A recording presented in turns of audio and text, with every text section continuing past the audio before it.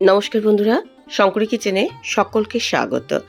আজ শেয়ার করব কাঁচা কলার কোপ্তা কারি। আজকে কাঁচা কলার কোপ্তা কারি আমি একদম অন্যভাবে তৈরি করেছি। খেতে খুবই ভালো হয়েছে আর সম্পূর্ণ নিরামিষভাবে তৈরি। আজকের কাঁচা কলা কোপ্তা কারির জন্য আমি দুটো কাঁচা কলা নিয়েছি। সবার আগে কাঁচা কলাটাকে আমি সেদ্ধ করে নেব। সবার আগে কাঁচা কলাটা আমি হলুদ দিয়ে সেদ্ধ করে নেব। আজকের রেসিপিটা দেখার পর আপনাদের যদি ভালো লাগে তাহলে অবশ্যই একটা লাইক, শেয়ার ও কমেন্ট করবেন। বেল আইকন সমেত আমার চ্যানেলটা সাবস্ক্রাইব করে আমার পাশে থাকবেন। বেল আইকনটা ক্লিক করা থাকলে আমার যে কোনো রেসিপি বা আমি যাই আপলোড করি না কেন সবার আগে নোটিফিকেশন আপনার কাছেই পৌঁছে যাবে। এখানে আমি 2 মুঠো ছোলার ডাল ভিজিয়ে রেখে দিলাম। ছোলার ডালটা সারা রাত ভিজিয়ে রাখতে পারলে খুবই ভালো, আর যদি নাও হয় তাহলে অন্তত 3-4 ঘন্টা আগে ভিজিয়ে রাখবেন। কাঁচা কলাগুলো সেদ্ধ হয়ে গেছে। কাঁচা কলাগুলো আমি জল থেকে তুলে অন্য পাত্রে নিয়ে নেব। কাঁচা কলাগুলো ঠান্ডা হয়ে যাওয়ার পর এর খোসাটা ছাড়িয়ে নেব। কাঁচা কলাটা হলুদ দিয়ে সেদ্ধ করার ফলে কাঁচা কলার যে কষটা সেই কষটা বেরিয়ে যায় আর কোপ্তাগুলো খেতে ভালো লাগে। এখন দেখুন কাঁচা কলার এই যে খোসাটা আমি ছাড়িয়ে নিচ্ছি, আর খোসার গায়ে কাঁচা কলার কিছুটা অংশ লেগে থাকে। এই অংশটা আমি ফেলবো না, এই অংশটা আমি চামচ দিয়ে চেঁচে নিয়ে নেব। খোসাগুলো দিয়ে আমি অন্য রেসিপি করব, কিন্তু কাঁচা কলার এই যে কোপ্তা কারিতে খোসাটা ব্যবহার করব না। কাঁচা কলার কোপ্তা আপনারা অনেকভাবে খেয়ে দেখেছেন, কিন্তু আমার মনে হয় এইভাবে করে খেয়ে দেখেননি। আজকে আমি যেভাবে তৈরি করছি তাতে কিন্তু তেলটাও খুব কম লাগবে। আর আজকের রান্নাটা একটা হেলদি রান্না বলতে পারেন। কাঁচা কলাটা খোসাগুলো ছাড়িয়ে এবার আমি হাতের সাহায্যে কাঁচা কলাগুলো ম্যাশ করে নিচ্ছি।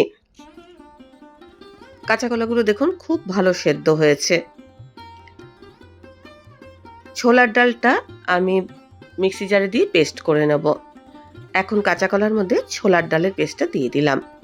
ছোলার ডালের পেস্টটা কিন্তু খুব বেশি পরিমাণে দেবেন না।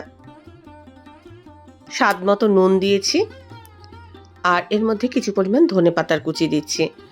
ছোলার ডালের পেস্টটা এখানে বাইন্ডিংয়ের কাজ করবে এবং খেতেও ভালো হবে। ভালো করে সব কিছু মিশিয়ে নিলাম। কোপ্তাগুলো গড়ার সময় আমি কিন্তু এর মধ্যে আর কোনো মশলা মেশাবো না। ধনেপাতার গন্ধটা বেশ ভালো লাগবে, আর ছোলার ডালের তো টেস্ট আছে। হাতের সাহায্যে গোল গোল করে আমি কোপ্তাগুলো তৈরি করে নিচ্ছি। দেখুন কোপ্তাগুলো গড়া হয়ে গেছে। এবার এর মধ্যে আমি পুর ভরবো। আজকের পুর ভরবো আমি খেজুরের। খেজুর যদি আপনারা মনে করেন যে নেই বা দিতে ইচ্ছা করছে না, তাহলে আপনারা কিশমিশও এর মধ্যে ব্যবহার করতে পারেন। খেজুরগুলো ভালোভাবে ধুয়ে আমি কুচি করে নিয়েছি। এবার কোপ্তাগুলোর ভেতরে গর্ত করে আমি খেজুরের পুরটা ভরে দেব। খেজুরের পুরটা ভরাতে কোপ্তাগুলো কিন্তু একদম অন্যরকম খেতে লাগবে। আর প্রত্যেকটা কোপ্তা আমি একইভাবে গড়ে নেব।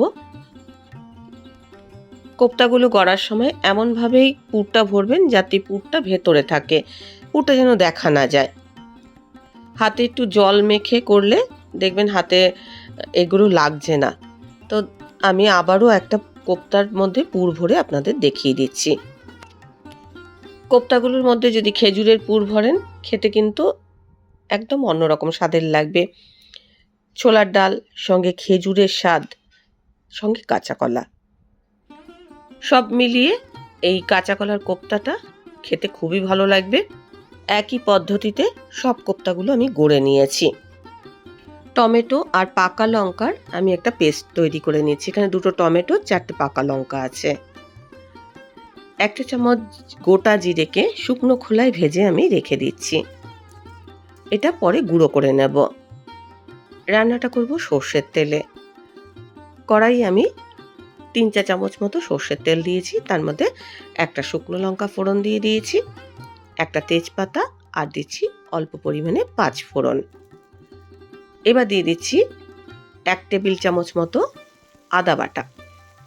5 ফোড়ন শুকনো লঙ্কার সুন্দর গন্ধ বেরিয়ে আসার পর আমি আদা বাটাটা অ্যাড করেছি। আদাটাও আমি তেলের মধ্যে কয়েক সেকেন্ড নাড়াচাড়া করে নেব, এতে গন্ধটা বেশ ভালো হবে। এবার এক এক করে আমি গুঁড়ো মশলা মেশাবো। গ্যাসের ফ্লেমটা আমি একদম কম করে দিয়েছি। 1 চা চামচ জিরের গুঁড়ো, 1 চা চামচ ধনের গুঁড়ো আর হাফ চা চামচ লঙ্কার গুঁড়ো দিয়েছি। কম আঁচে মশলাটাকে আমি নাড়াচাড়া করে নিয়েছি। এখন আমি টমেটোর পেস্টটা দিয়ে দিলাম।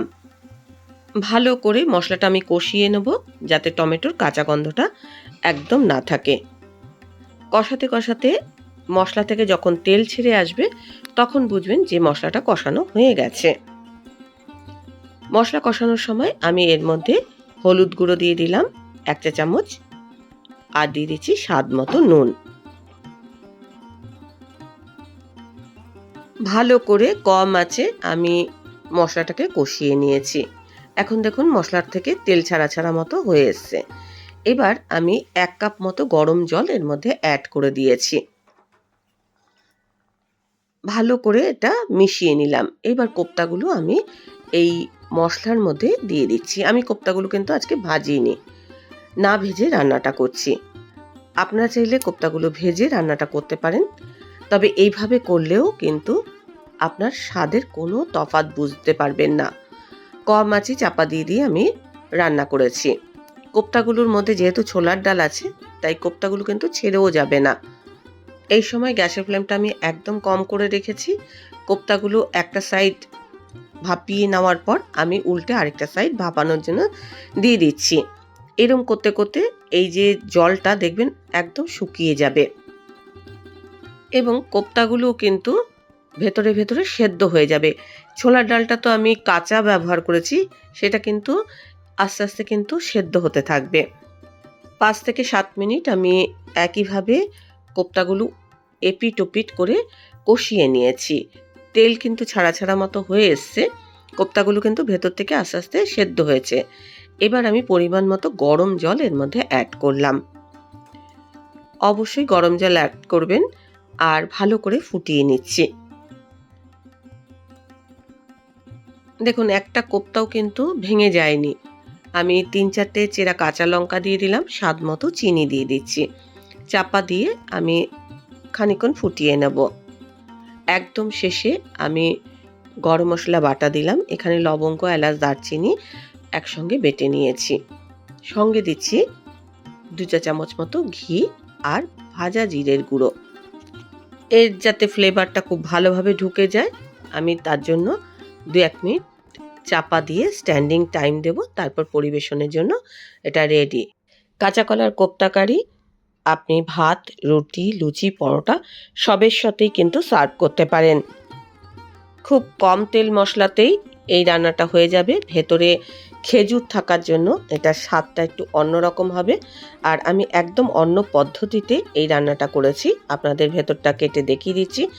প্রতিটা কোপ্তার ভেতরে এরকম খেজুরের পুর পাওয়া যাবে, আর যখন খাবেন তখন এটা খেতে বেশ ভালো লাগবে।